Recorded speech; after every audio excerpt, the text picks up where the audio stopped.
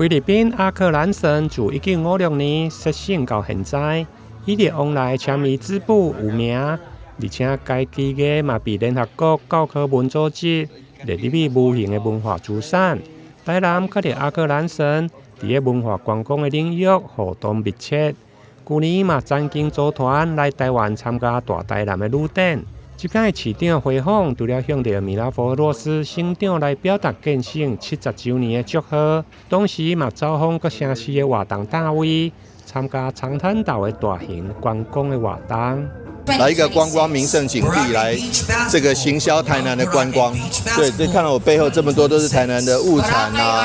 观光。其实也非常感谢长滩岛市我们的友人市长他们能够愿意提供有这么样的这个可以友善，能够让我们来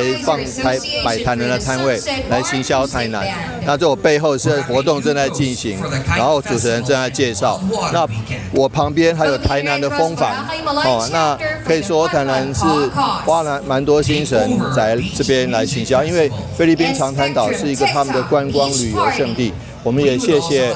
菲律宾的好朋友，一起能够把这个台南的好吃、美食、农产品，还有观光旅游带来给这边的国际观光客。市长除了把握该省2026爱上长滩岛的活动，吸引大量的国际旅客，除了亲自上台介绍台南的古迹、美食甲文化，现场嘛设置宣传的单位，强力行销台南的观光甲产物。希望台南会用成为这国际观光客后一个观光旅游的景点。台南新闻综合报道。